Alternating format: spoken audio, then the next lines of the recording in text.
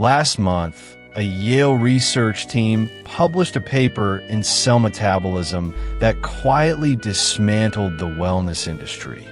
The headlines barely caught it, mostly because there was nothing to sell. They were mapping epigenetic clocks to measure how fast human cells age, finding that biological age isn't a fixed downward line. It spikes during distress and reverses when the baseline settles. But the detail buried in the data is what matters. The subjects showing the most accelerated cellular decay weren't just the ones living on cheap beer. They were the ones obsessively managing their lives, existing in a chronic low-grade state of defense. You see these people everywhere, standing in a Stark kitchen at 6 in the morning, pressing a steel blade through exactly 4 ounces of wild-caught salmon, weighing steamed greens down to the gram. They follow all the rules, convinced they can brute force their way out of mortality with a spreadsheet. Yet under a microscope, their cells are rigid, suffocating under their own armor. You can force-feed a body the most pristine nutrients on Earth, but if the nervous system is locked in a perpetual loop of anticipating the next problem, the cells simply close their borders. Gene expression shifts based on the environment, but that environment isn't just air quality or an organic label. It is the baseline frequency of your internal state. The body is a receiver. When you move through the day carrying a continuous hum of anxiety, managing every variable so you don't fail, your physical structure registers that vibration as an active threat. It shuts down repair pathways and prepares for impact. This isn't some mystical revelation. It is the basic mechanics of how reality organizes itself. You cannot out-eat or out-exercise a frequency of fear. When people talk about drawing reality to themselves based on their energetic state, they usually think of bank balances. They forget the exact same principle is currently instructing their biology. If your dominant expectation is defense, your body builds a fortress and then slowly starves inside it. The irony is heavy. The obsession with extending life is often the exact mechanism accelerating its decay. People desperately try to control every physical input while missing the only metric that actually registers. It costs nothing to stop fighting shadows. But for a culture addicted to the struggle, putting down the armor is the one thing they cannot bring themselves to do. Fluorescent lights hum a flat, synthetic note above the dairy aisle.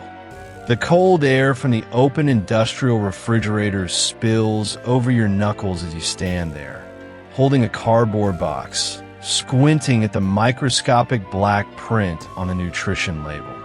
Your jaw is slightly clenched. Your eyes scan for hidden sugars, for unpronounceable preservatives, calculating the exact metabolic cost of what you are about to put into your grocery cart. You swallow the handful of capsules every morning, tasting the faint, chalky bitterness on the back of your tongue. You strap on the digital trackers that monitor your heart rate, your sleep cycles, your blood oxygen. Devices meant to offer control, which instead sit on your wrist like a demanding supervisor. You follow the rules. You do the work. And yet, you wake up feeling like you are moving through wet concrete. There's a dull, persistent ache in the masseter muscle from grinding your teeth in your sleep. There's a heavy, quiet fatigue behind the eyes that a cold plunge cannot wash away.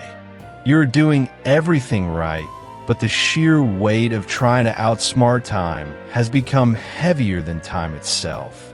This exhaustion is not a failure of your discipline.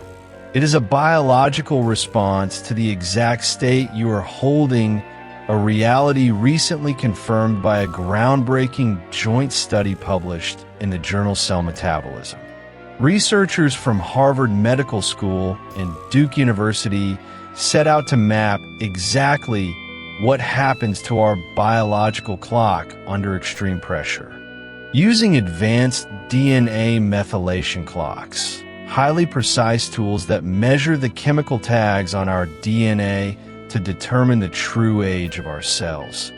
The researchers tracked biological aging across various forms of intense stress, from emergency surgeries to severe psychological trauma. What they found completely dismantled the long-held assumption that biological aging is a strictly linear, one-way street. The study documented that during periods of severe physiological or psychological tension, biological age spikes dramatically.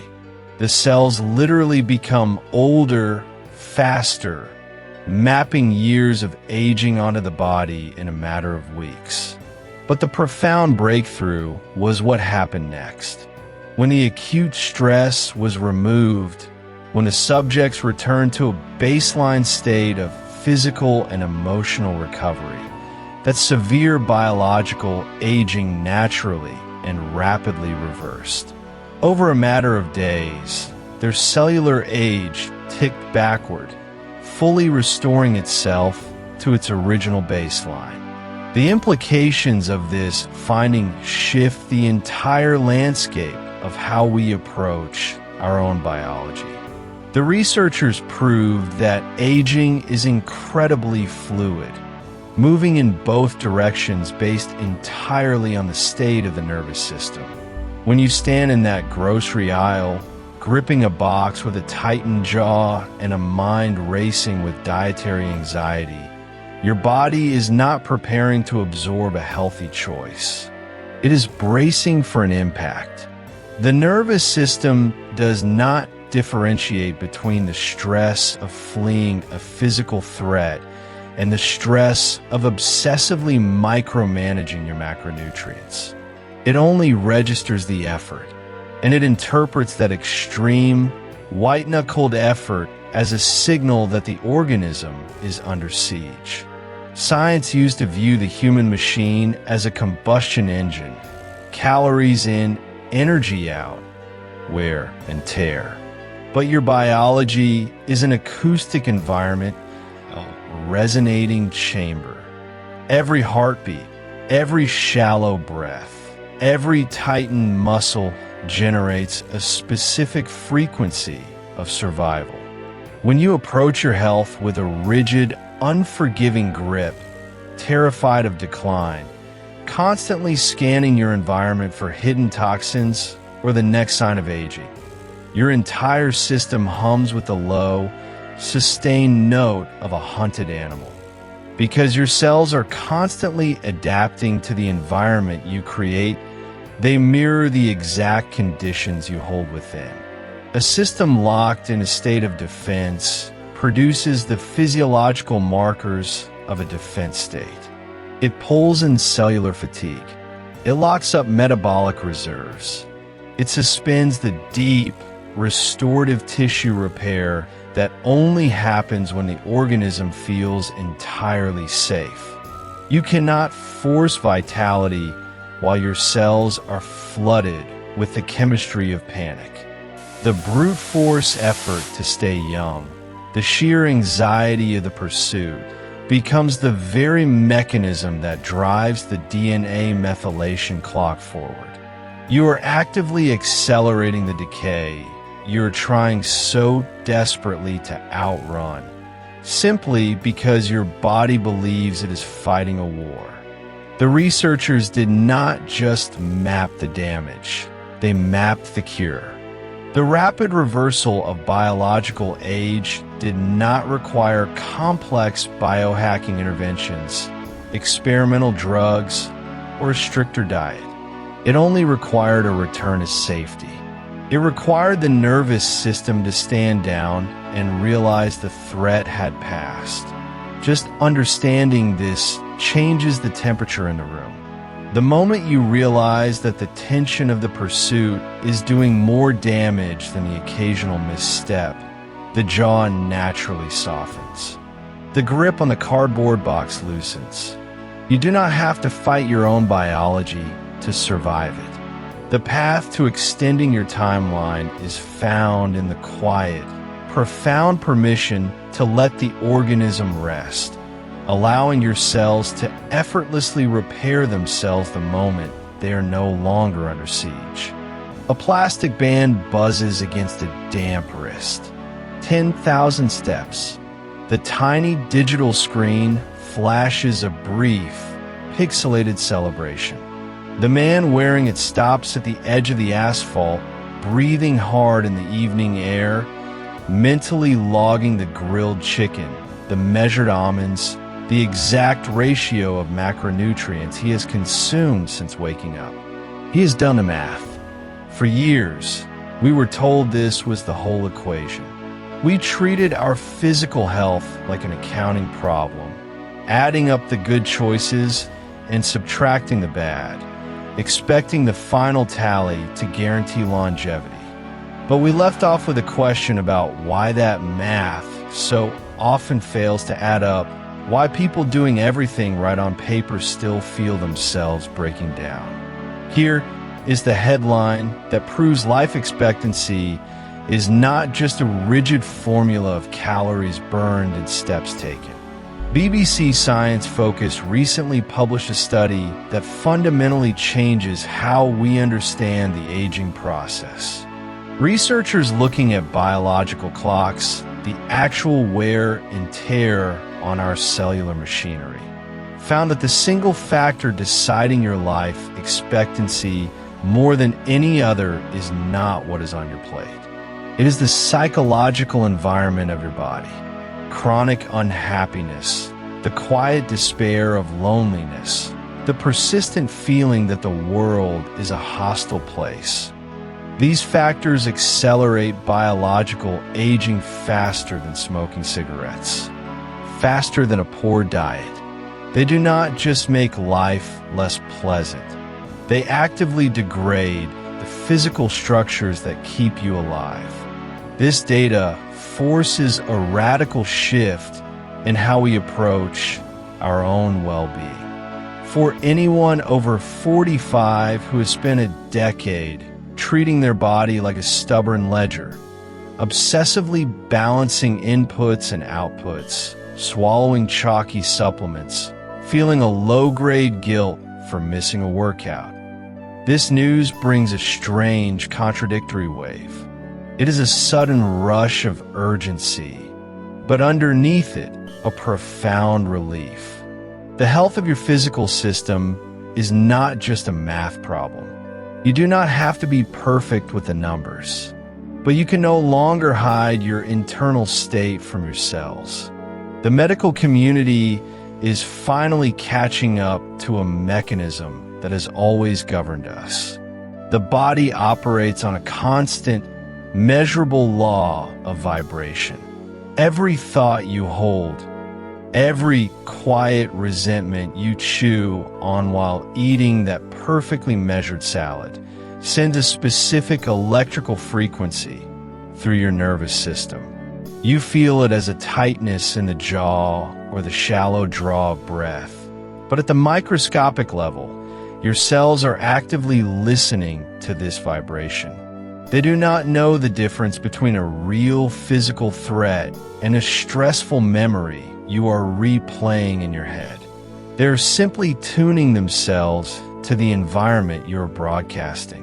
And this is where the law of attraction stops being a hollow slogan and becomes cold, undeniable biology. A body vibrating in a state of chronic defense will pull in the physical realities of defense. It attracts systemic inflammation. It attracts cellular damage. It builds a physical reality that perfectly matches the internal frequency. You are not manifesting a vague destiny. Your nervous system is simply instructing your biology to match the emergency you are vibrating at. We constantly try to hack this biology from the outside in. We strap on monitors, we track glucose spikes, we immerse ourselves in freezing water. We apply biohacking as a brute force tool to outsmart decline. But if the baseline voltage of the system receiving those inputs is fear, the hack fails. The ice bath becomes just another stressor pushing you closer to burnout. The expensive green juice is processed by a gut that has shut down digestion to prepare for an attack. The BBC Science Focus report is not telling us to abandon our healthy habits. It is telling us that the foundation of longevity is the frequency at which we receive our lives. Standing on the sidewalk, the sweat cooling on the back of the neck, taking a drink from a steel flask, and tasting the sharp, metallic bite of cold water. This is where the real work happens. It is the realization that your longevity is being negotiated in how you view the traffic in front of you, how you process the evening news, how you inhabit the quiet moments alone. Understanding this biological reality does not add another burden to your daily checklist. It removes the heaviest one. It means you can finally stop fighting your own body.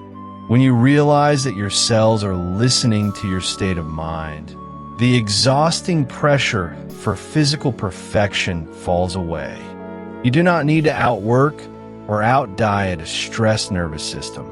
Instead, your primary task becomes finding ease, taking a slow, intentional breath before a meal, softening your shoulders when someone cuts you off in traffic, choosing to let go of a bitter thought.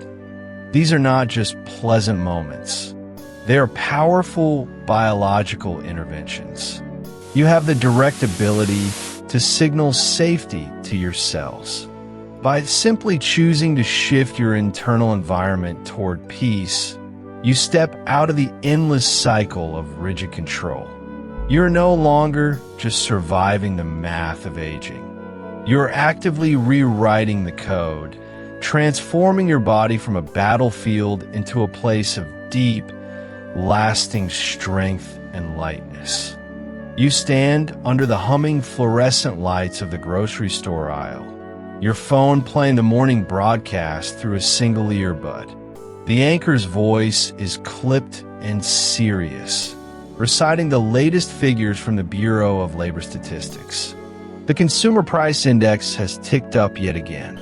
They are detailing the cascading economic effects of the ongoing drought in the American Midwest, explaining how shrinking cattle herds and devastated winter wheat crops have pushed the cost of basic, everyday sustenance to the highest level seen in 40 years. You listen to the stark breakdown of stagnant wage growth measured against the surging, unrelenting cost of rent and utilities. It is a heavy, concrete reality. You reach into the refrigerated section for a piece of wild-caught salmon and a bundle of organic greens. Looking down at the printed price tag, you place them in your plastic basket, but the muscles in the back of your neck are pulled tight, vibrating like a piano wire. Your breathing has unconsciously shifted entirely to your upper chest, shallow and rapid. You are paying a premium to keep yourself healthy, trying to do the exact right thing for your long-term survival. But you are carrying the crushing, atmospheric weight of that morning broadcast right out of the store and into your kitchen. You can bring that food home, prepare it perfectly with roasted garlic, lemon, and a drizzle of expensive olive oil, and sit down at your wooden table with a glass of cold, filtered water. It is a meal brilliantly engineered to extend life and repair damaged tissue. But if you sit down to that plate with a tight, aching jaw, your body operating in a sustained state of defensive readiness, The biological benefits of that pristine meal are quietly and completely erased. Eating perfectly while bracing for impact completely cancels out the nutritional advantage. This is the core of a massive, quiet shift in how clinical researchers now understand human longevity. The single factor that dictates more of your biological resilience than any other isn't the absolute purity of your diet, the air quality in your zip code, or the number of miles you log on the pavement. It is the baseline internal state you carry through the ordinary, unrecorded hours of your day. Clinical trials conducted at Ohio State University recently measured exactly how this mechanism works. Researchers wanted to observe how the human body processes healthy, monounsaturated fats under different emotional conditions. The subjects were given meals specifically designed to lower systemic inflammation. But before they were allowed to eat, half the room was subjected to a stressful, hostile interaction. A conversation engineered to trigger that exact same defensive, helpless frustration you feel while listening to the morning economic news. Hours later, the phlebotomist came into the clinic with the cold sting of alcohol wipes on the inner arm and drew their blood. The metabolic panels that came back were startling.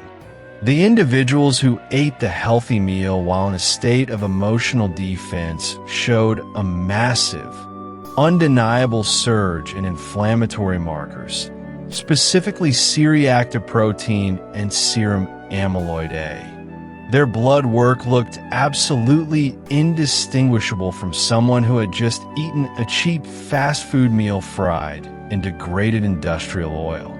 The psychological stress didn't just give them an upset stomach, it biologically rewrote the food. The physical matter of the salmon and greens was sitting inside their gut, but their cells were jammed with the static of threat. When you carry a baseline of defense, your entire physiology hums with the harsh signals of scarcity and danger. You become a perfect biological match for that hostile environment, physically pulling in the reality of that tension. You attract the inflammation. You pull in the cellular wear and tear. Your body will always prioritize surviving an immediate perceived attack over the slow, peaceful work of long-term rebuilding. Biohacking culture usually obsesses over the physical input, the exact macronutrient ratios, the handfuls of expensive supplements, the precise temperature of the morning ice bath. But true biological upgrading requires recognizing that the state of the receiver dictates absolutely everything. If the cellular doors are barred, the pristine nutrients simply cannot enter. This realization leaves you with a profound, immediate point of control. The world will undoubtedly continue to broadcast its heavy realities, and the price of wheat may continue to fluctuate, but you do not have to consume that global panic with your dinner. You have the ultimate authority to change the baseline. Before you take the first bite, you can pause. You can deliberately drop your shoulders away from your ears. You can take one long, slow breath that expands your lower abdomen, sending a mechanical signal to your vagus nerve that in this exact room, in this exact moment, you are entirely safe. You can look at the food on your plate and feel a genuine wave of quiet gratitude for the nourishment in front of you. By simply choosing to soften your jaw and shift your internal posture from defense to reception, you open the cellular doors. You allow the nourishment in. You transform a biological battleground back into a place of deep healing, reclaiming your health and your lightness, one quiet, intentional meal at a time. You sit on the edge of the couch, the glow of the television casting long, blue shadows across the living room rug. It is a Tuesday night. The anchor is breaking down the sudden, catastrophic collapse of a major regional credit union, the one holding the payroll accounts for half the county school districts and municipal workers. The footage cuts to a line of people standing outside locked glass doors in the pouring rain, pulling uselessly at the brass handles. Next to the screen, your phone buzzes. It is a text from a neighbor whose pension is suddenly tied up in the bureaucratic fallout. You take a slow, shallow breath. The faint, metallic whine of the refrigerator compressor hums from the kitchen, blending with the low murmur of the broadcast. The condensation on your water glass is cold against your palm, but your chest feels tight. Heavy. You tell yourself you are just staying informed. You're simply doing your duty as a responsible adult, keeping a watchful eye on the shifting ground so you aren't caught off guard when the financial aftershocks inevitably reach your own driveway. It is entirely rational to look at those locked glass doors, to read that text message, and feel the bottom drop out of your stomach. The threat is real, and the consequences for those families standing in the rain are immediate and devastating. But right now, sitting in the quiet safety of your living room, the danger is confined to the pixels on the screen. Your biology, however, cannot tell the difference between a looming financial crisis in the next county and a physical predator standing in your hallway. When you sit there holding onto that low-grade dread, when you sustain a quiet knot of anxiety and resignation about where the country is heading, it is not just a passing mood. You are broadcasting a tangible, measurable physical signal through your own body.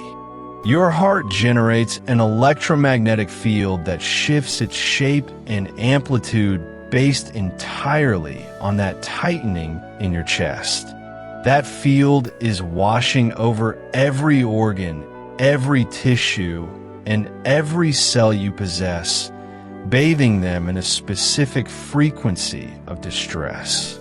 Think about what happens under the surface while you watch the rest of the broadcast. A living human cell is not just a passive, microscopic bag of water waiting for a stray chemical to bump into it. It is highly sensitive, constantly reading and reacting to the physical frequencies around it. Biophysicists studying how cells respond to mechanical forces have seen it happen under atomic force microscopes. When cells are exposed to a sustained, low-level physical frequency of stress, they do not wait for cortisol to travel all the way through your bloodstream. Within seconds, the cell membranes thicken. The transport channels snap shut. The cells brace for a physical impact that is not actually coming. They are reacting to the tension you are holding right there on the couch, long before a single chemical cascade finishes its journey from your brain to your tissue. Because of that internal broadcast, a secondary biological mechanism kicks in. If your cells are steeped in a frequency of fear, they become rigid. They shut down their natural absorption pathways. They start attracting and locking in inflammatory markers, actively preparing for tissue damage because the signal they are receiving tells them a physical disaster is imminent. You can swallow all the premium omega-3s you want.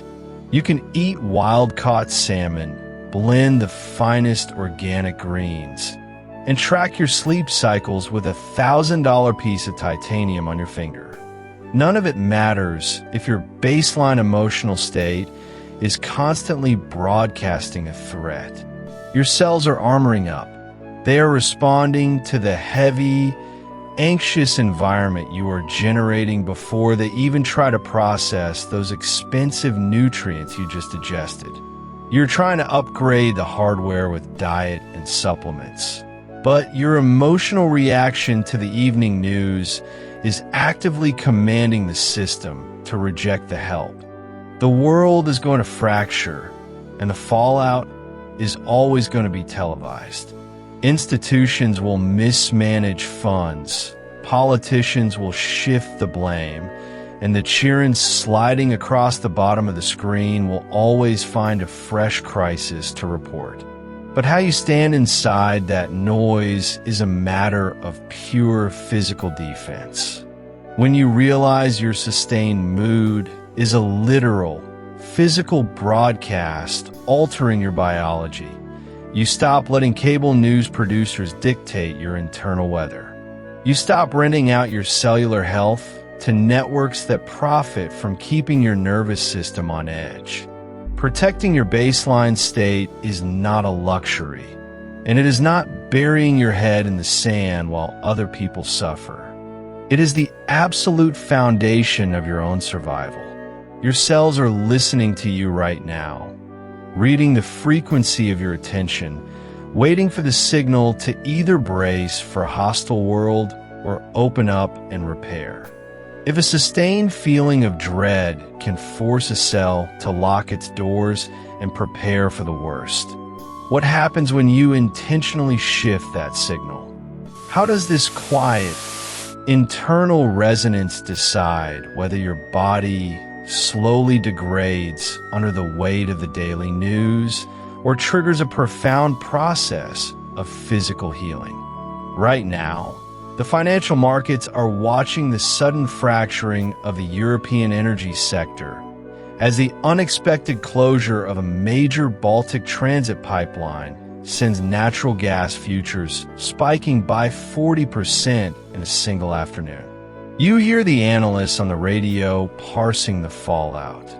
The immediate threat of rolling industrial blackouts in Germany, the ripple effect on global manufacturing, the sudden spike in shipping costs that will inevitably bleed into every single aisle of your local grocery store. It is serious, and it is highly specific. You sit in your car, the engine idling in afternoon traffic, the smooth, sun-warmed leather of the steering wheel beneath your palms, the faint metallic scent of city exhaust bleeding through the air vents. You are perfectly safe in that isolated cabin, yet your mind is already 10 steps ahead, calculating the winter heating bills, the impact on your retirement portfolio, and the creeping fragility of your family security. This is where the news stops being something you merely observe and starts being something you physically wear. We tend to think of worry as a purely mental exercise, an invisible process happening somewhere behind the eyes. It is not. It is a highly mechanical, physical force. Every time you brace against the uncertainty of the world, your muscles contract infinitesimally. Your breathing becomes shallow, shifting to the upper chest. Your fascia tightens, and your jaw locks just enough to create a web of tension radiating through the neck and shoulders. You are physically vibrating in a state of resistance, generating a biological signature that ripples through your bloodstream.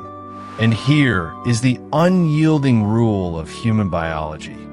Your cells do not know the difference between a collapsing energy grid and a physical predator lunging from the shadows. They only read the frequency of your nervous system. When you carry the weight of these daily anxieties without noticing, you are emitting a continuous, low-grade signal of threat to your own tissue. This is the law of vibration in its most tangible form. Every cell in your body pulsing at a frequency of survival, defense, and fear. And because the body is an echoing chamber, This continuous frequency dictates the biological reality of the law of attraction. A body vibrating in chronic resistance acts as a literal magnet for wear, tear, and physical breakdown. You are attracting cellular decay not through some mystical punishment, but because your cells are locked in a defensive posture, unable to allocate any resources to maintenance or healing. They are waiting for the impact of a physical blow that never actually lands, but the anticipation alone is enough to tear the foundation down from the inside. Look at a single human cell under a dark field microscope during this state of alert, and you will see the mechanics of this fear. When a cell senses this continuous stress, it stiffens. It hardens its outer membrane. It stops communicating with its neighboring cells, isolating itself in a microscopic bunker, and halts its internal repair mechanisms to conserve energy for a fight. This cellular danger response is a brilliant evolutionary adaptation for a temporary crisis. But if the perceived threat never passes, that defensive posture turns into permanent, systemic inflammation. The body stops repairing DNA. It stops clearing out cellular debris. It prepares for damage, and in doing so, it creates the very damage it is trying to survive. The shift, then, is not about ignoring the geopolitical reality or pretending the world is flawless. The pipeline closures are happening. The shifts in global supply chains are real. The question is how you choose to stand inside of them. When you consciously release that physical bracing, when you allow your system to return to a baseline of harmony, you are not just practicing relaxation. You're flipping a biological switch. By changing the vibrational frequency of your tissue, you change what your biology attracts. In a state of rhythmic harmony, the cell drops its defenses. The dynamic changes instantly. Mitochondria resume their energy production. The inflammation recedes, not because you adopted a complex regimen of exotic interventions, but because the internal environment no longer requires a suit of armor. You stop fighting a phantom war, and the body immediately gets to work fixing the collateral damage. You have the absolute capacity to shield your biology from the chaos outside. It requires no special equipment, only a willingness to monitor the state in which you receive the world.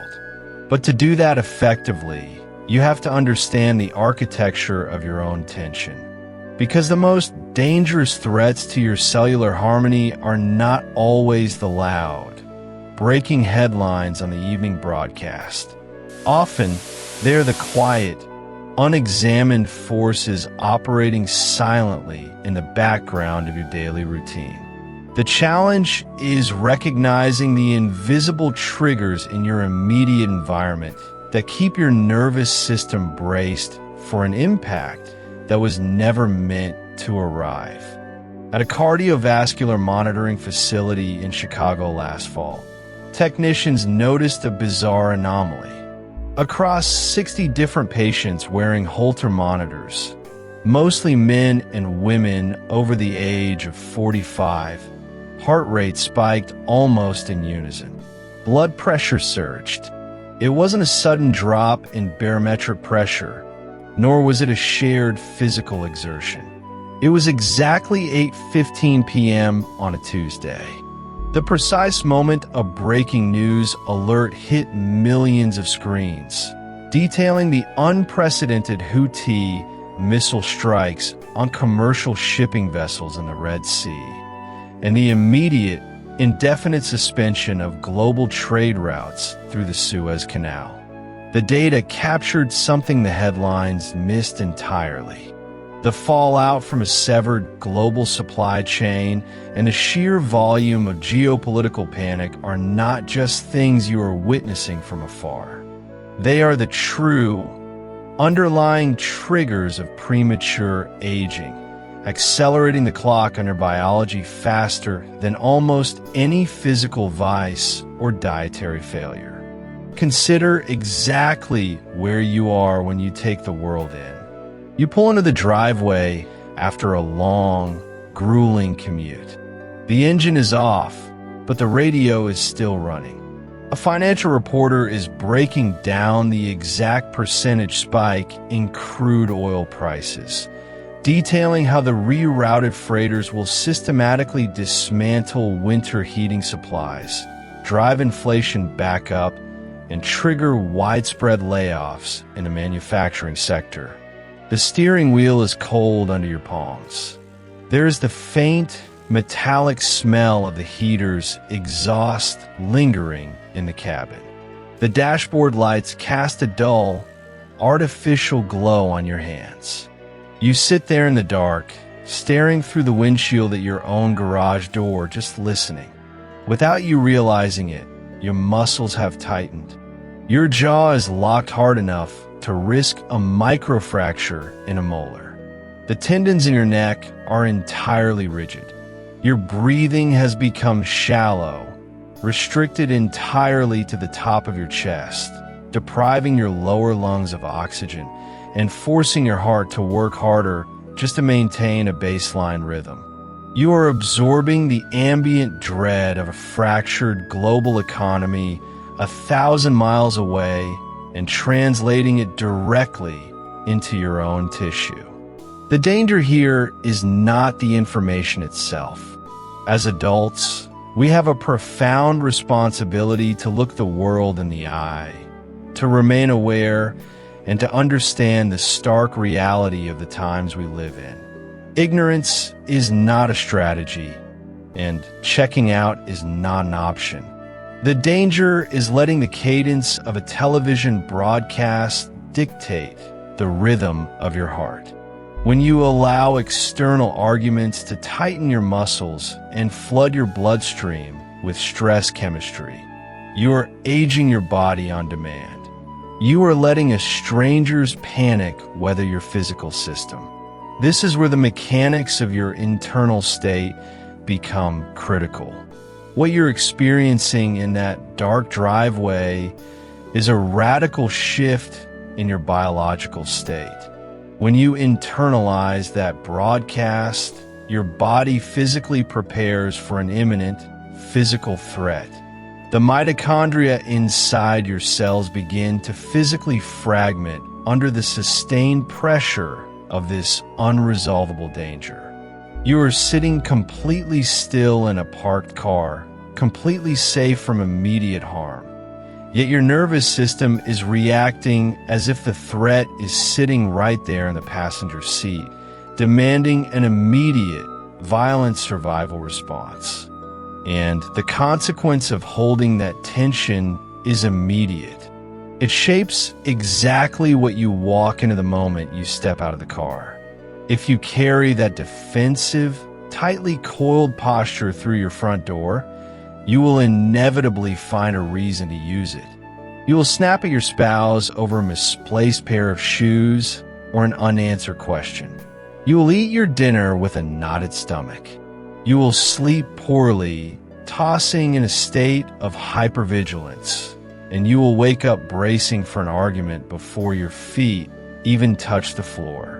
The environment you experience in your own home is pulled directly into the orbit of the state you just generated in the driveway. The world simply mirrors the biological signal you are carrying. You cannot control the global supply chain, and you cannot silence the political theater, but you can absolutely intercept the way those events land in your body. Before the news can alter your gene expression, you have to break the physical circuit. It is as simple as noticing the clenched jaw, ungluing the tongue from the roof of the mouth, dropping your shoulders an inch, and forcing the exhale to be twice as long as the inhale. You change the physiological environment, which changes how the information is processed. You observe the chaos, but you refuse to host it. You remain informed, but you remain sovereign. You hold your ground, but protecting your biology from the outside world raises an inevitable question. It forces us to examine whether maintaining our internal stability requires us to simply look away from the reality of the damage, or if there is a way to look straight at the wreckage without letting it tear us apart. Your skin actually sweats a tiny, measurable amount the exact second you tell yourself everything is fine when it absolutely isn't. For the last 20 years, the self-help industry has been selling us a really dangerous fairy tale.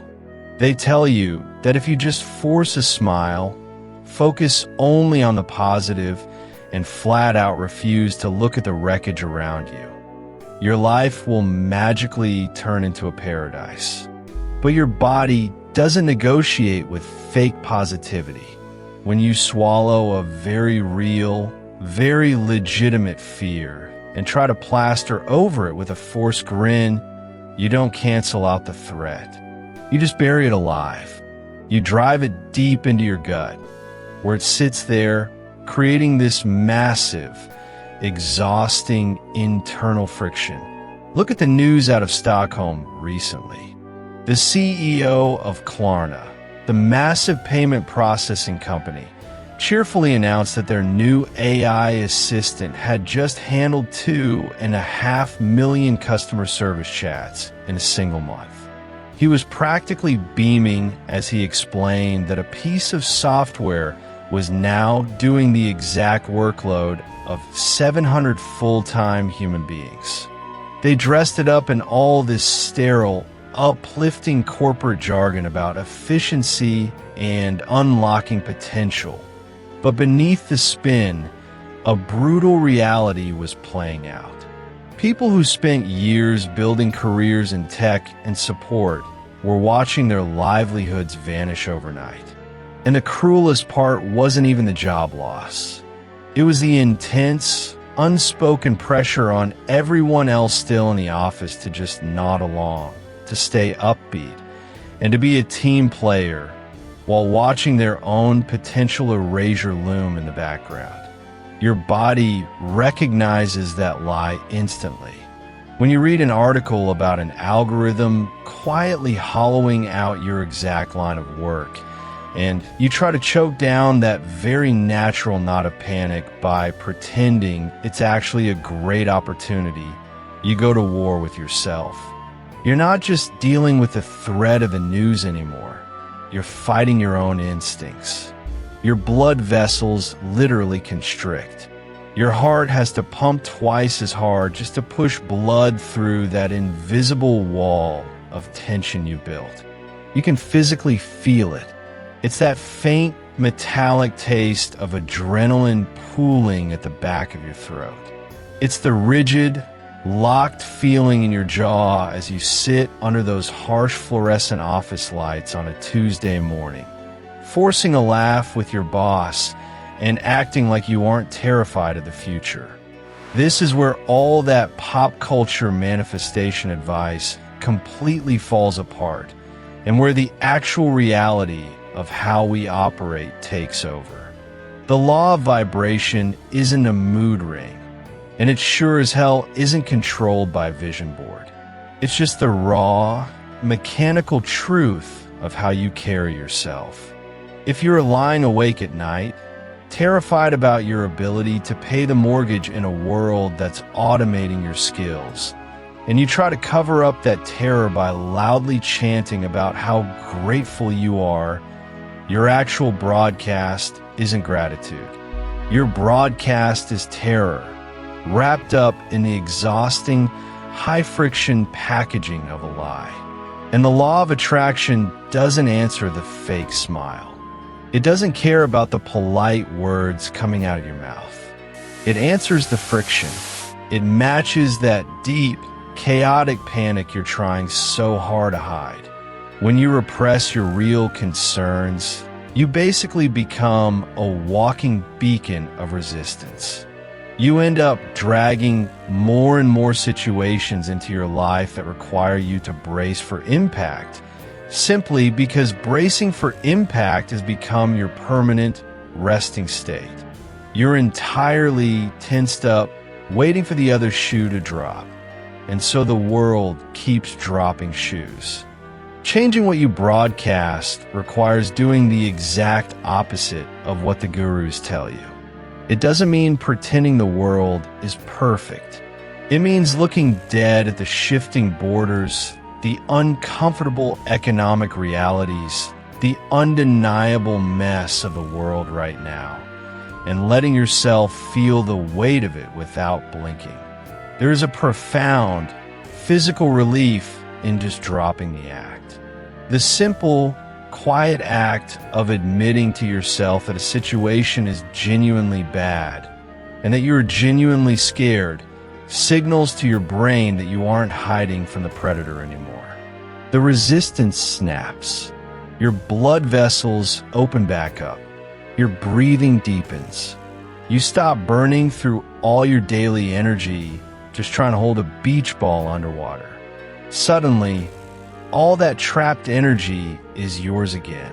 Your head clears. You aren't paralyzed by a forced smile anymore. You find this grounded, solid neutrality where you can look at the facts without needing to paint them pink.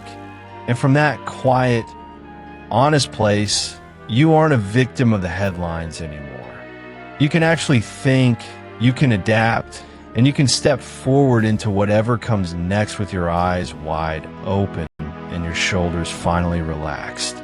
A thick porcelain mug hits the Formica counter, sliding just an inch before stopping.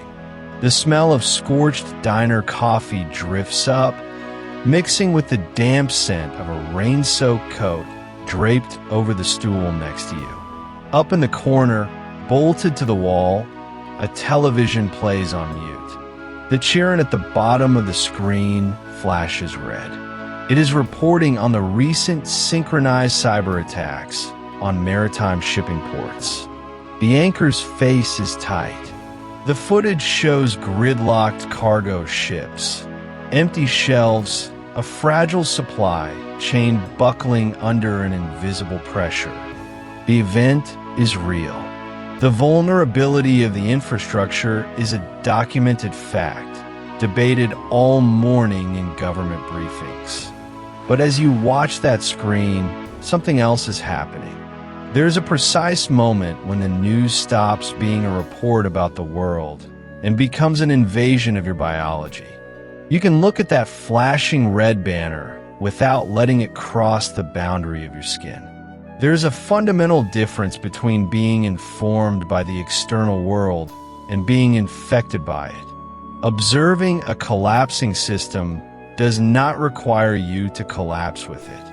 Last autumn, researchers mapping digital behavior at the Oxford Internet Institute isolated a phenomenon they called emotional contagion. They tracked how geopolitical panic is distributed through networks not as mere text, but as a physiological payload. The data showed that when a user engages with high-threat global news, their heart rate variability degrades within seconds.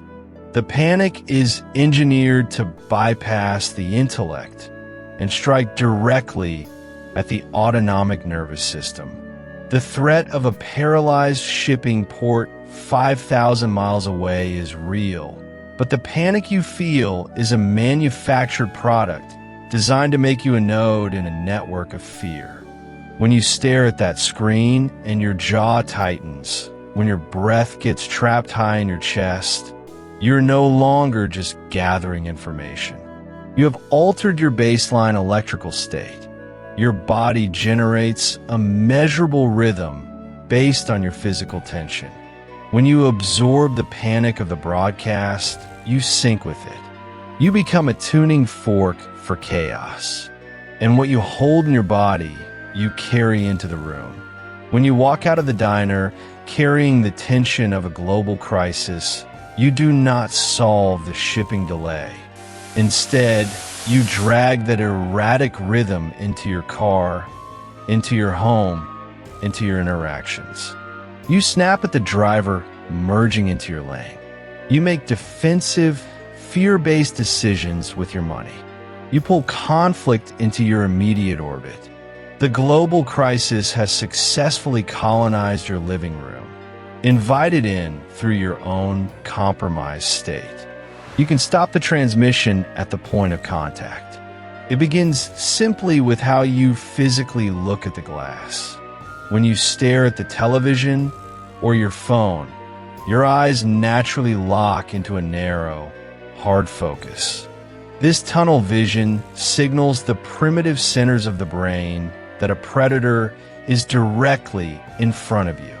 To step out of the loop, you change your vision. As you watch the anchor on the screen, deliberately soften your gaze. Expand your awareness to take in the plastic casing of the TV. See the cracked paint on the wall behind it. Notice the dust motes drifting in the blue glare of the screen, and feel the cold condensation on the water glass near your hand.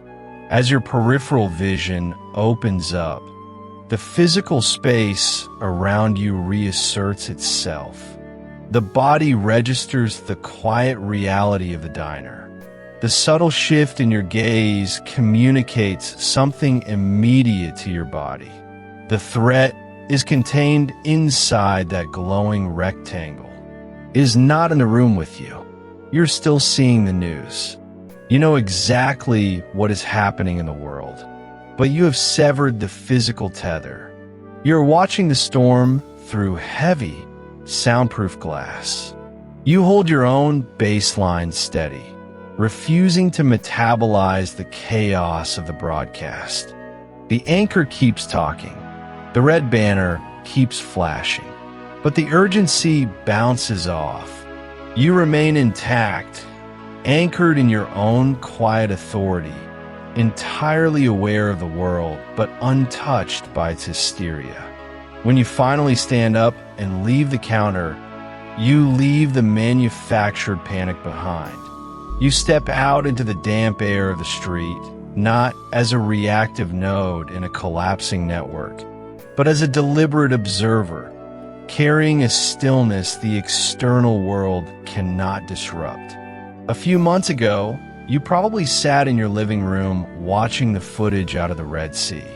Anti-ship ballistic missiles striking commercial freighters in the Gulf of Aden. Helicopters dropping armed men onto the decks of cargo ships. You watched the major shipping conglomerates announce they were halting all transit through the Suez Canal, rerouting everything thousands of miles around the Horn of Africa. If you have any grasp of how the global economy actually works, you didn't just see a distant regional conflict on that screen. You saw the immediate future. You saw global freight costs tripling overnight. You saw the inevitable spike in inflation, the delay in critical goods, the heavy strain on an already fragile system. You processed this information logically, telling yourself you were simply staying informed. But logic does not dictate your physiology. As you watched that ship burn on the evening news, your body did not know the difference between a geopolitical crisis 8,000 miles away and a predator standing at your front door. In that moment, a very specific biological chain reaction occurs. We usually assume anxiety starts in the brain and trickles down, but the reality is inverted.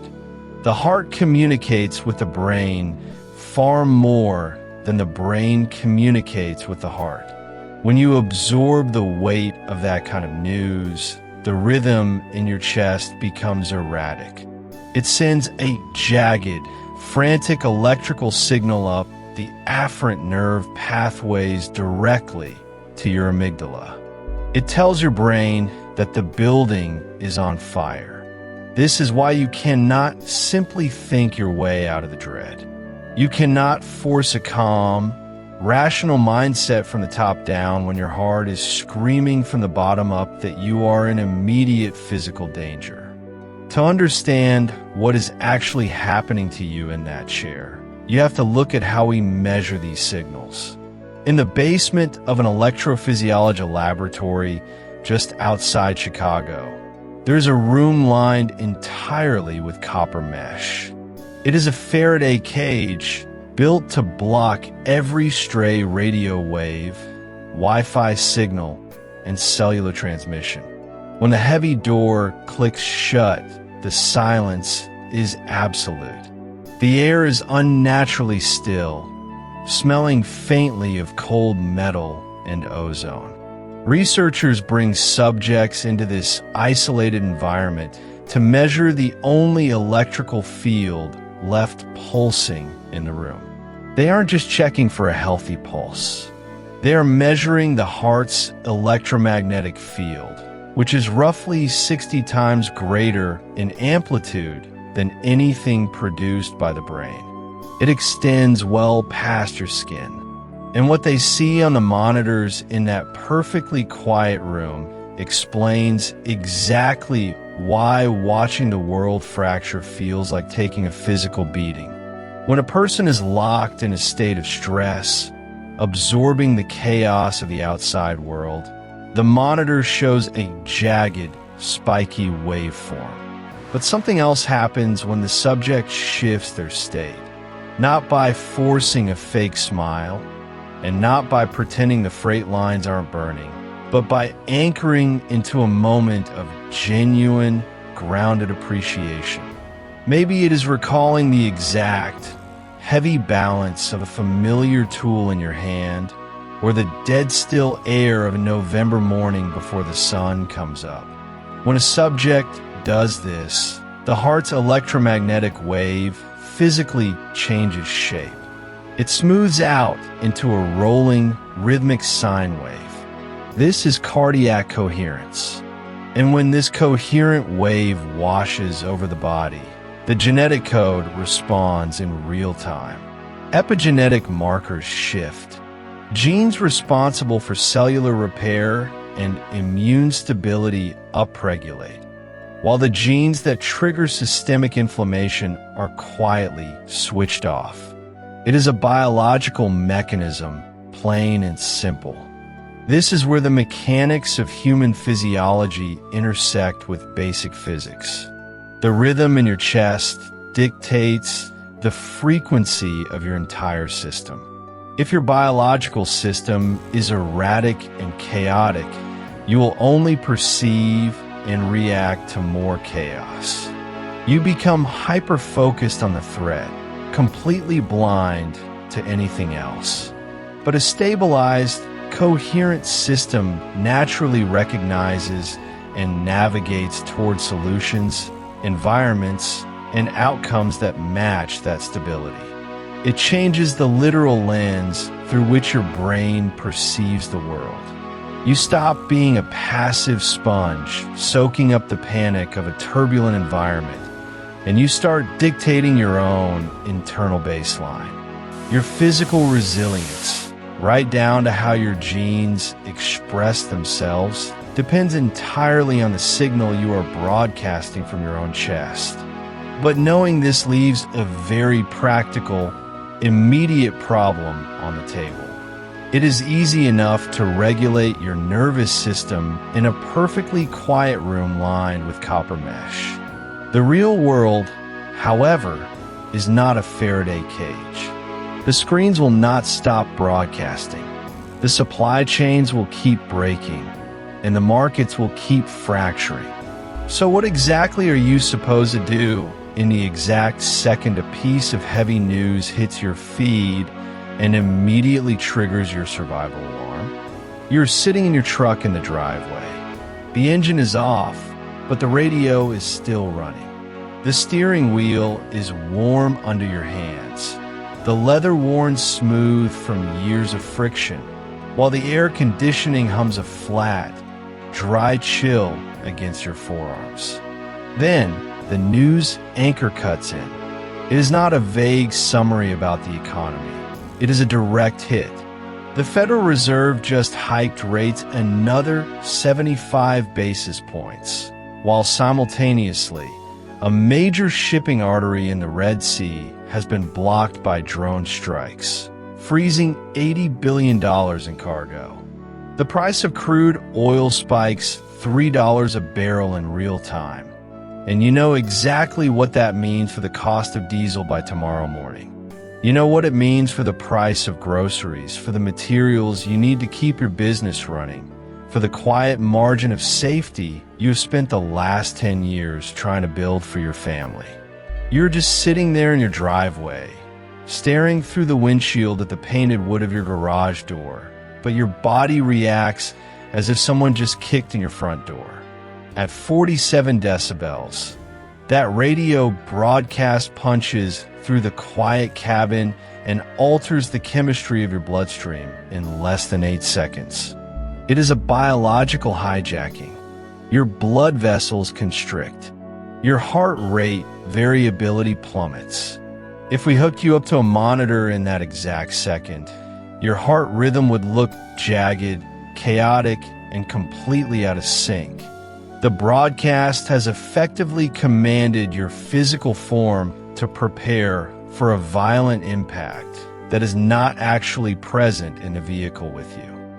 You're bracing for a physical blow, fighting a war in an empty truck.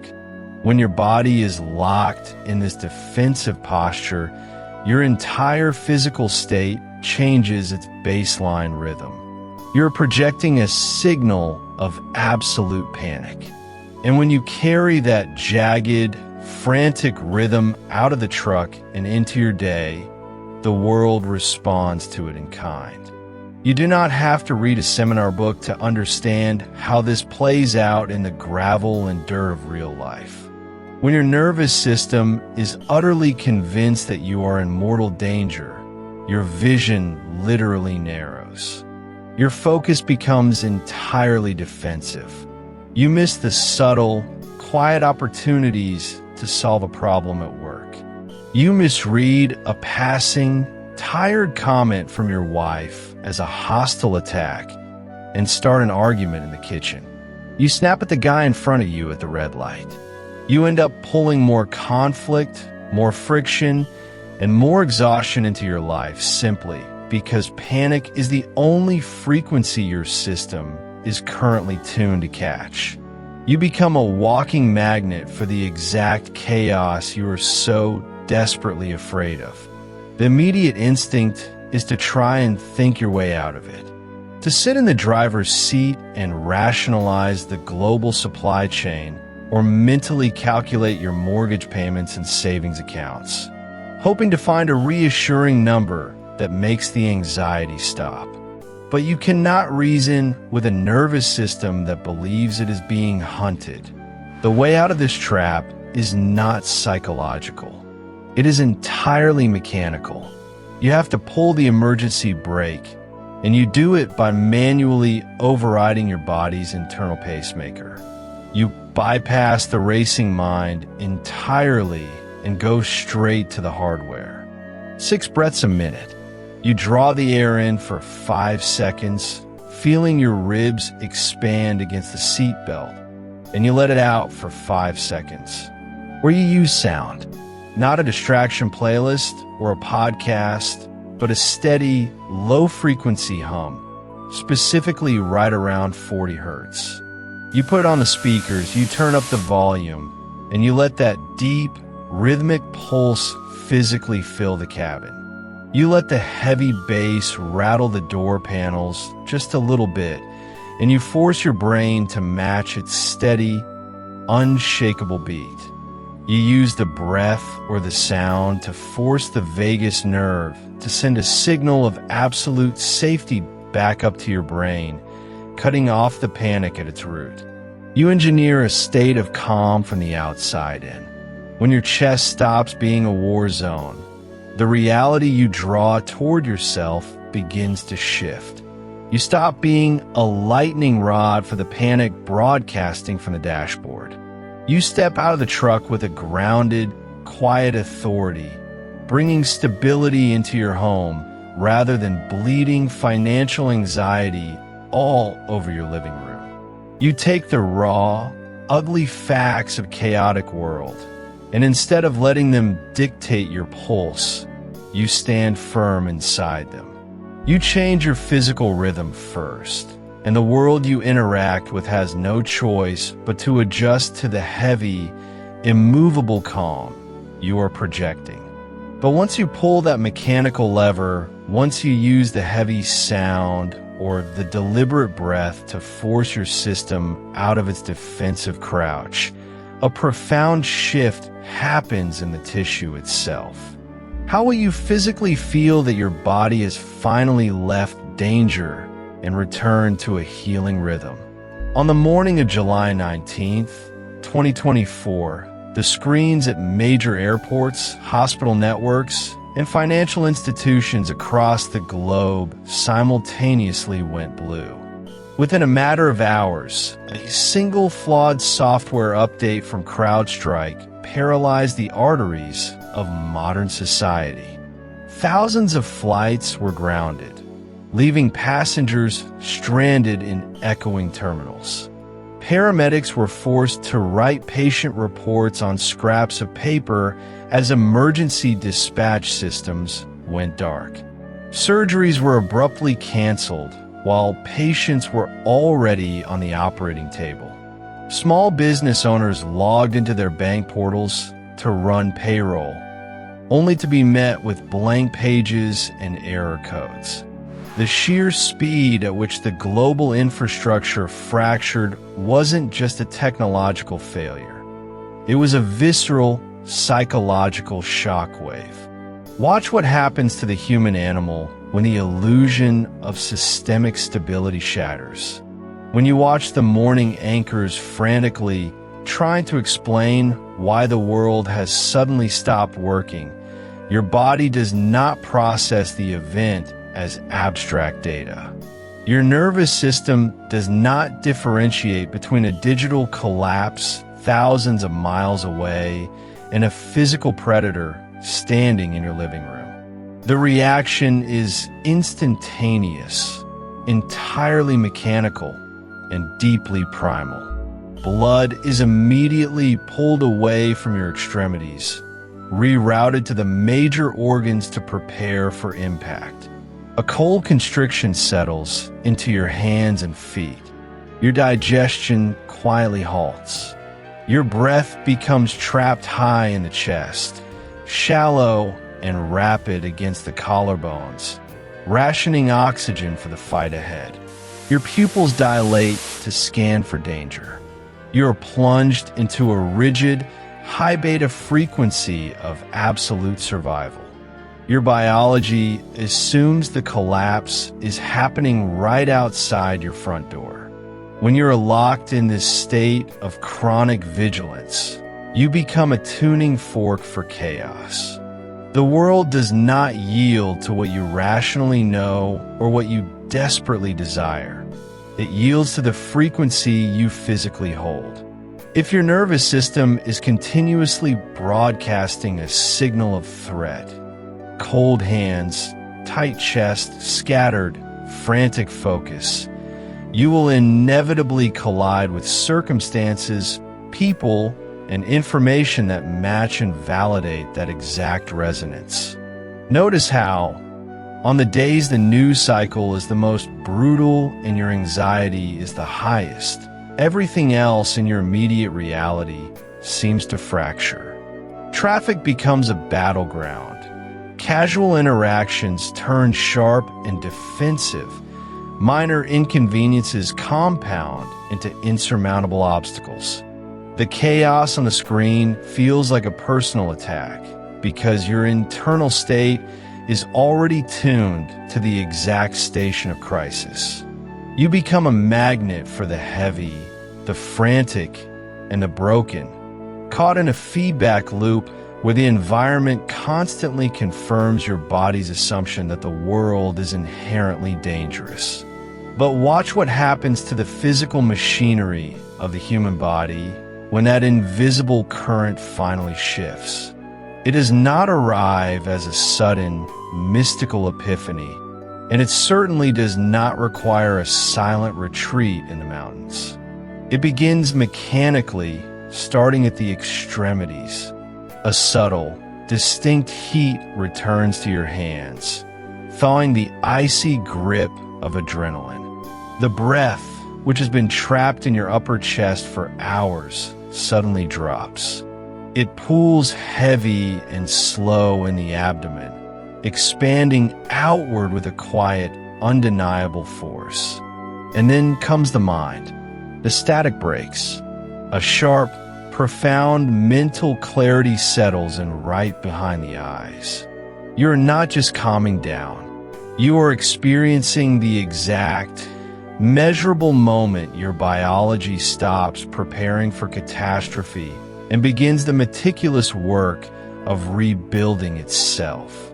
You are manually overriding a survival loop, forcing the nervous system to shift its broadcast from a state of threat back to a state of baseline safety.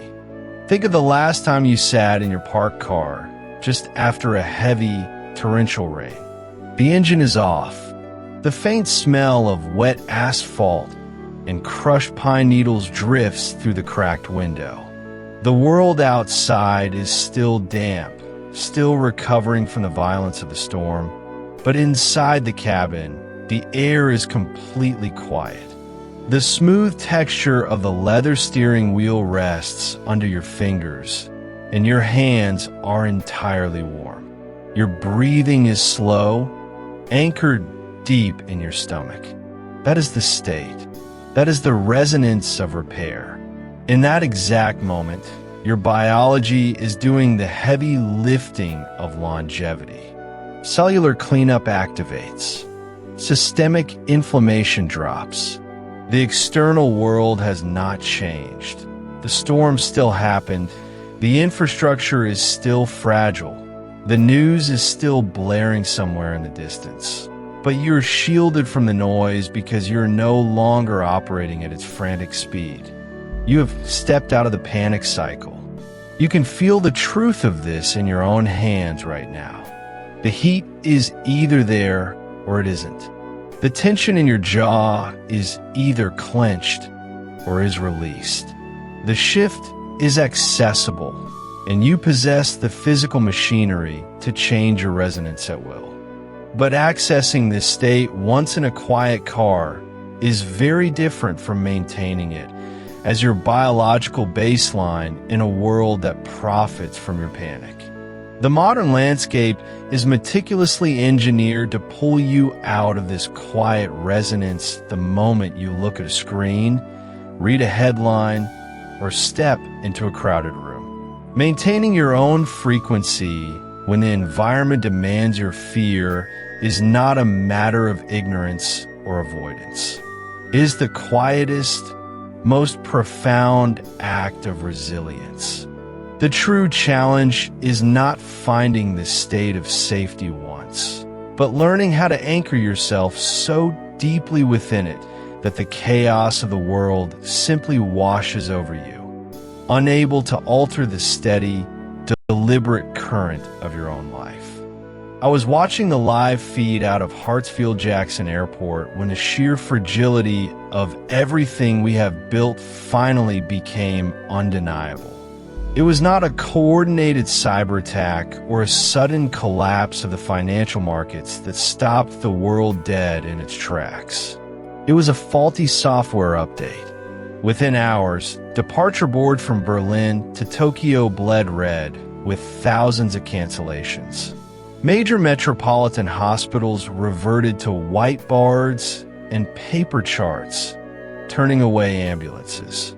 The global nervous system simply froze, trapped behind millions of glowing blue screens.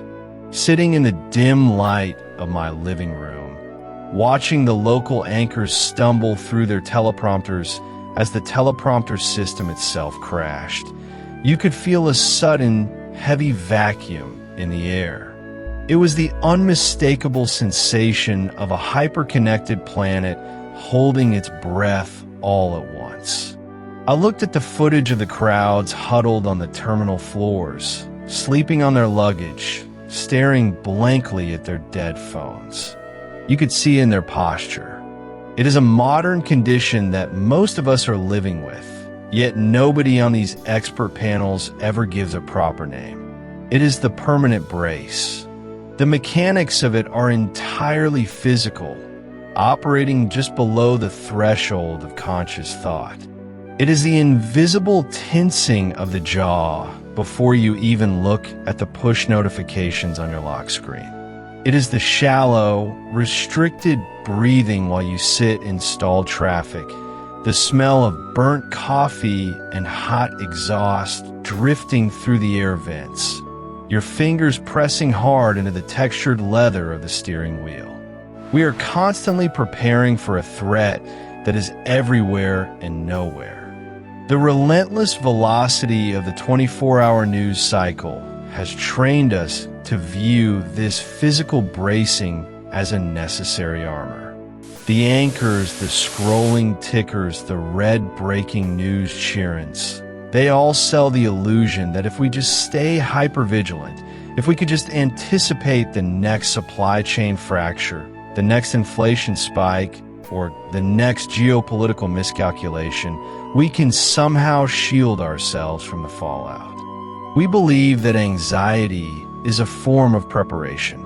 But as I watched thousands of stranded passengers screaming at exhausted, helpless gate agents on the muted television screen, I realized the armor is entirely counterfeit. Physics and biology do not care about our intentions. They only respond to our physical state. When you sit in your home and absorb the panic of a global blackout, letting that collective anxiety set up camp in your chest, your body does not know the threat is 1,000 miles away. Your heart and your brain generate a measurable pulse, a rhythm of pure, unadulterated stress that ripples through your nervous system. You hold that defensive posture, and your biology complies exactly with the signal it receives. It halts cellular repair. It floods your bloodstream with cortisol.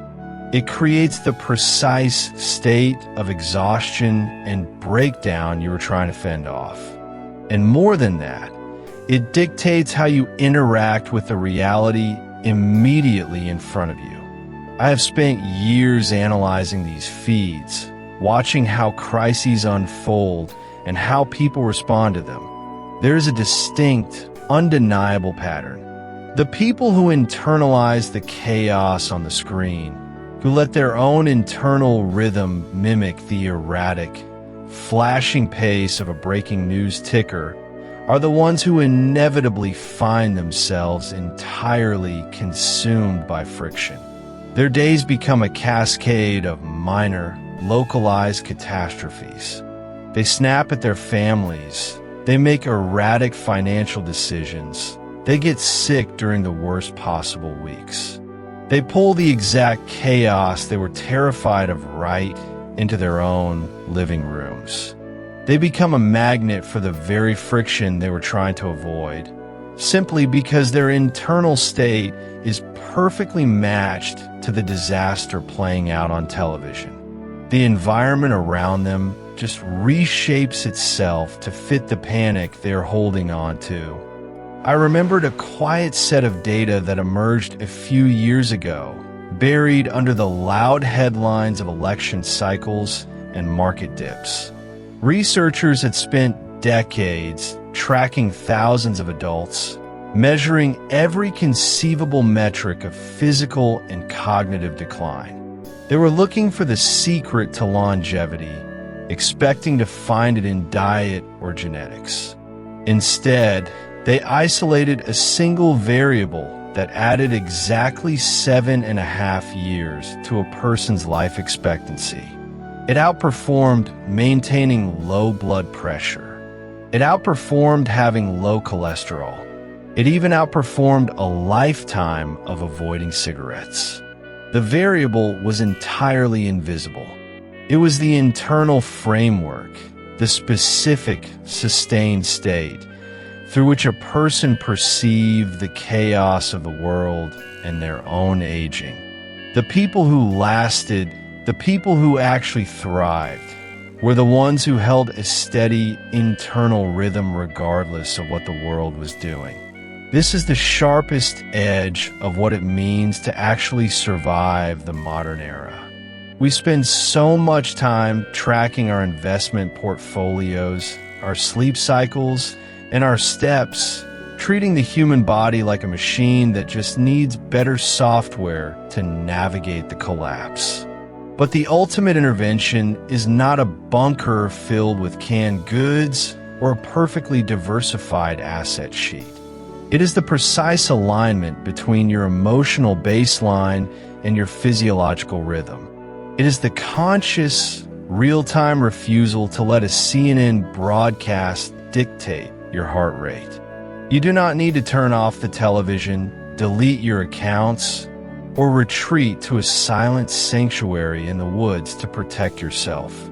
You only need to recognize that every time you watch a live feed of a disaster, every time you face a massive disruption in your own schedule, you're standing at a crossroads of biological signaling. You can choose the familiar brace, letting the world's panic become your own physical reality. Or you can choose to shift how you sit in that chair, breathing slowly, observing the collapse of a digital network without letting it enter your bloodstream. The data proves that this internal boundary is the only real shield we have left. The real question is what you will actually be able to build, and how your daily reality will change when you finally drop the armor and refuse to match the panic of a breaking world. The rain streaks horizontally across the thick glass of the commuter train. It is a Tuesday morning in Chicago, the sky a bruised, heavy gray. The air smells of damp wool and old coffee. A man sits by the window, his thumbs scrolling slowly across his phone screen. The headlines today aren't the usual political theater. Overnight, a massive commercial clearinghouse in London collapsed, instantly freezing billions in corporate payrolls across the globe. Small businesses are locked out of their accounts.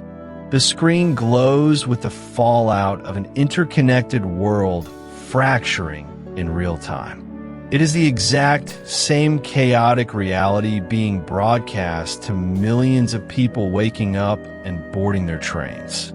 The metallic screech of the wheels taking a sharp curve fills the cabin, harmonizing with the collective dread settling over the passengers. You can feel the shift in the air. The woman across the aisle stops chewing her gum, her eyes locked on a massive red banner on a financial app. The guy in the tailored suit next to the doors is gripping the overhead bar so tightly his knuckles are white, his breathing shallow and erratic. The fear is palpable and entirely justified. When the structures we rely on begin to crack, the human-animal registers it as a direct physical threat. The nervous system doesn't know the difference between a frozen bank account and a predator in the brush. It floods the bloodstream with cortisol, narrows the field of vision, and prepares the body to fight a ghost it cannot punch.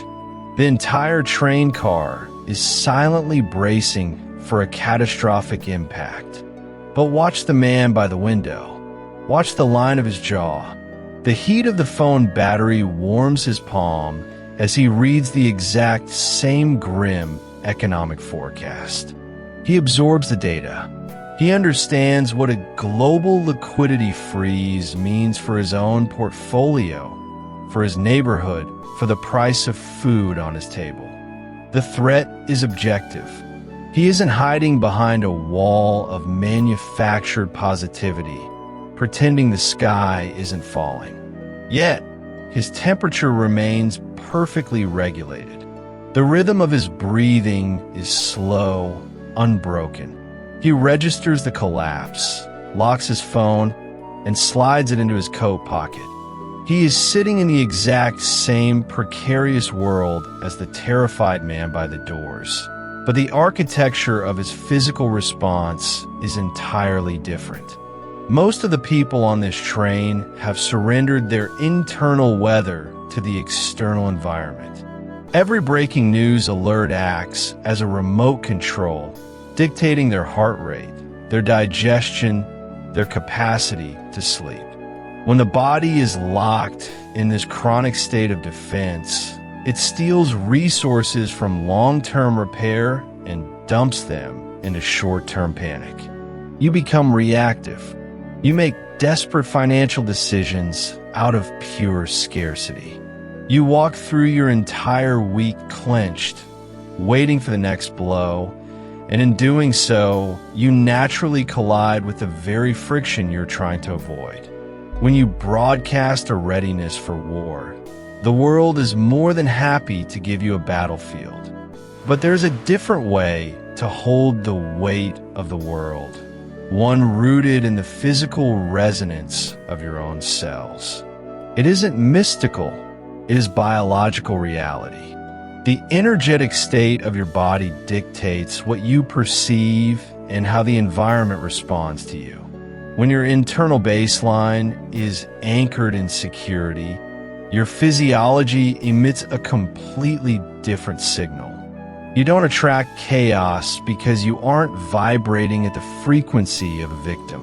While the panic mind is literally blinded by the noise, your steady state allows you to see the gaps.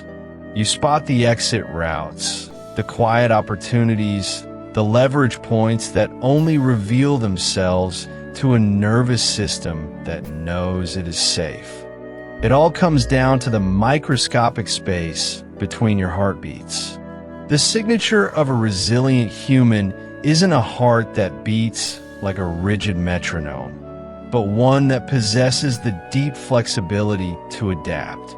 It is the capacity to take a massive shock from the environment, to read a headline that threatens your livelihood, allow the pulse to quicken for a fraction of a second, process the data, and instantly drop back down to an unhurried resting state. It is a biological shock absorber. When you have cultivated this internal flexibility, the news remains just the news. It informs your strategy, but it does not infect your biology. You read the geopolitical alert, you adjust your plans, and you go back to watching the rain streak across the glass, entirely undisturbed. The doors slide open with a heavy pneumatic sigh. The man steps off the train and walks out into the biting, cold morning air. Around him, the city is already humming with the manic energy of a fresh panic. People are glued to their screens on the wet pavement, rushing toward offices that might not make payroll today. He walks through them untouched, shielded by the quiet authority of a nervous system he has fought to master. But the modern world is a relentlessly loud machine, engineered by design to slip past those defenses and drag you back into the collective hysteria. The real work isn't just building that biological armor once. The real work is waking up tomorrow and the day after that, and holding your ground when the entire world is screaming at you to break. A heavy glass tumbler rests on a darkened mahogany table, moisture condensing along its sides, while a smartphone beside it lights up silently with a barrage of alerts. The cold, artificial blue light reflects off the melting ice, casting sharp, fleeting shadows across the wood grain. You watch the screen fill with breaking updates, footage of agricultural tractors blockading the highways outside Paris, plumes of black smoke rising from burning tires near the Arc de Triomphe, and riot police forming shield walls against desperate farmers protesting the new European diesel mandates. You see the strained faces of men and women whose livelihoods are evaporating overnight, the sheer panic in the crowds, the aggressive posturing of the state. The room around you is perfectly still, filled only with the faint, steady drumming of rain against the glass and the subtle scent of damp asphalt slipping through a cracked window. Yet the silent, frantic flashing on that small screen feels deafening. This is exactly the noise we talked about earlier. That relentless, external chaos precision engineered to bypass your logic and directly infiltrate your internal space, building a firewall between that flashing glass and your physical reality.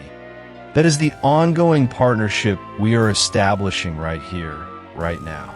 You do not have to absorb the world's panic just because it is being broadcasted directly into your home. The geopolitical events we analyze are entirely real. The structural decay of European supply chains, the resulting civil unrest, the rapid devaluation of fiat currency. These are happening, and ignoring them is not a strategy. But acknowledging reality does not require you to become a casualty of it. The modern media apparatus operates on a frequency of perpetual, escalating crisis. It relies on a very simple, highly effective mechanism.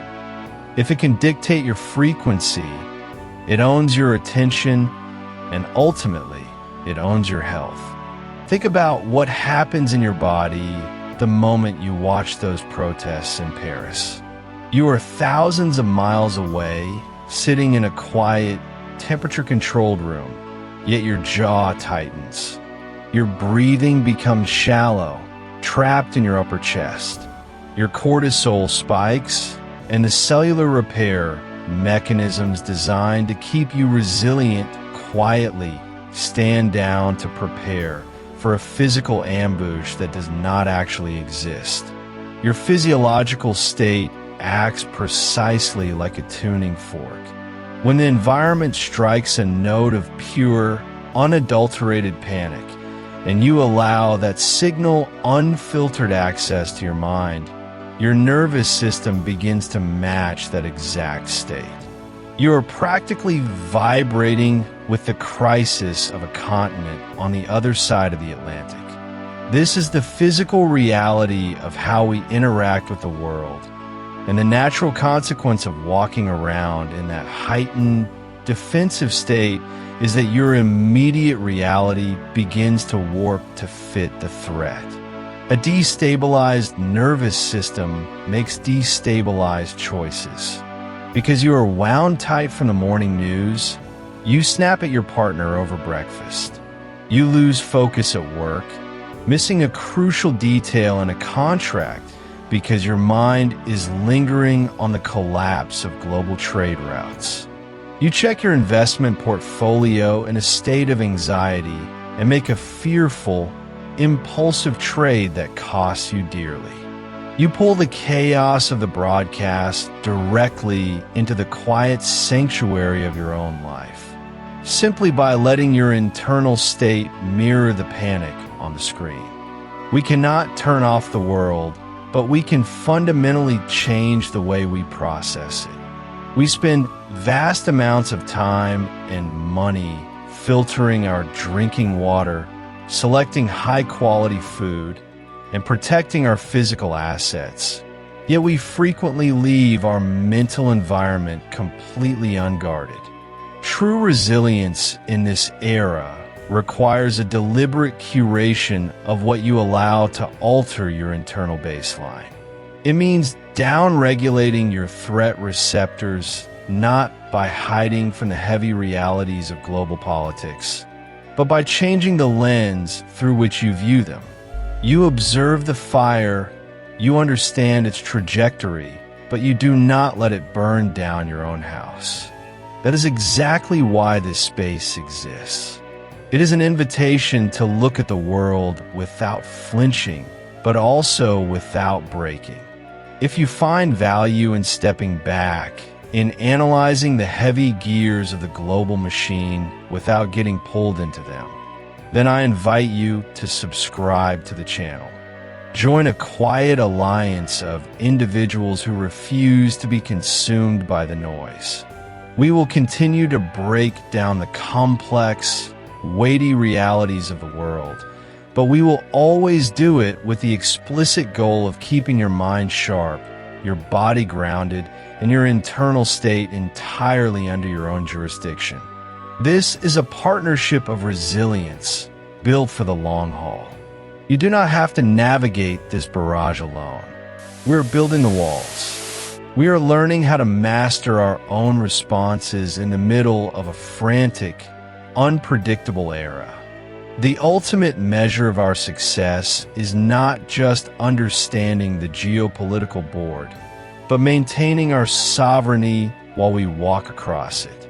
The external world will continue to fracture, but the internal world must remain unshakable. That requires a final, practical shift in how we structure our daily lives. Last Tuesday, I sat in my living room watching the financial anchor on the evening broadcast dissect the latest inflation report. The consumer price index had come in hotter than expected again. The ticker at the bottom of the screen was a river of red. The Federal Reserve was signaling yet another rate hike, and the segment shifted seamlessly into a piece about commercial real estate defaults. Massive, half-empty office buildings quietly going into foreclosure while regional banks swallowed the toxic debt. The reporter's voice had that practiced, urgent cadence designed to keep you from changing the channel. I noticed what was happening to me as I watched. It wasn't just a mental reaction. It was entirely physical. My shoulders had crept up toward my ears. My breathing was shallow, trapped somewhere in the top of my throat. Without realizing it, I was bracing for an impact that wasn't actually happening in my living room, but my body didn't know the difference. We've been conditioned to think about aging as a slow, mechanical wearing down of parts. A clock on the wall that just keeps ticking, completely indifferent to what's happening in the room. But sitting there, feeling the tension radiating down my neck, it hit me how flawed that model is. Your biology isn't a passive timer. It's an incredibly sensitive receiver, and it is always listening. It listens to the news cycle. It listens to the grocery bill. It listens to the low-grade dread we carry around about the next geopolitical shoe to drop. When you sit in front of a screen and absorb the rhythm of a global crisis, your nervous system interprets that as an immediate threat. You flood your own engine with stress chemistry. You signal to your cells that it is not safe to repair because you are at war. And if you hold that state long enough, that state becomes your baseline. We started this whole investigation looking for the one variable that really moves the needle on how we age and how we survive the modern world. You can't control the interest rates, and you can't buy your way out of the global supply chain. The only factor that actually dictates your resilience is the state you choose to hold while the chaos happens around you. It's the literal frequency of your nervous system. Call it your vibration if you want, but you don't need a crystal to understand it. It is the electrical and emotional rhythm you operate in. You are either running on the jagged, frantic frequency of survival, or you're holding the steady, grounded frequency of repair. You can't do both at the same time. I see it every morning when I get my coffee down the street. It's the same neighborhood, the same struggling local economy for everyone. Yesterday, I watched a guy at the counter staring at his phone, swiping through the morning headlines. His jaw was so tight, I could see the muscle twitching through his cheek. He looked exhausted, hollowed out by the friction of just existing in this news cycle. He was physically absorbing the panic of a world thousands of miles away. Then there was the guy making the coffee. Older, probably in his late 60s. He's listening to the same radio broadcast about the exact same economic mess. But his rhythm is completely different. His shoulders are down. He moves deliberately. He hasn't checked out of reality, but he has refused to let the panic dictate his internal tempo. Look at them side by side, and you realize genetics and diet are only half the story. The barista is aging at a completely different rate because of the signal he allows his body to receive. When you stop letting the daily broadcast set your internal rhythm, something else starts to happen. It isn't magic, it's just cause and effect. When you hold a state of calm, when your nervous system is vibrating at a frequency of safety, your behavior changes. You don't make frantic, reactionary decisions with your money or your health. You sleep deeply. You stop burning through your reserves. And because you're operating from a place of stability, you naturally start drawing in different outcomes. People respond to you differently. Opportunities open up because you actually have the bandwidth to see them. You aren't wishing for a better reality. You're just matching your internal physical state to the conditions required for things to actually get better. You attract a different kind of life simply because you stopped broadcasting fear. The world is not going to quiet down. Tomorrow morning, there will be a new headline, a new crisis, a new reason to tighten your chest and hold your breath. The screens will keep flashing red. But you don't have to fight the broadcast, and you don't have to pretend it isn't happening. You just have to remember that you're the one holding the remote. I turned the television off. The silence in the living room was heavy for a second, and then, slowly, it just became quiet. I took a long, slow breath, feeling the tension finally drain out of my neck. Outside, the city was still grinding away, full of noise and uncertainty. But in here, the rhythm was mine.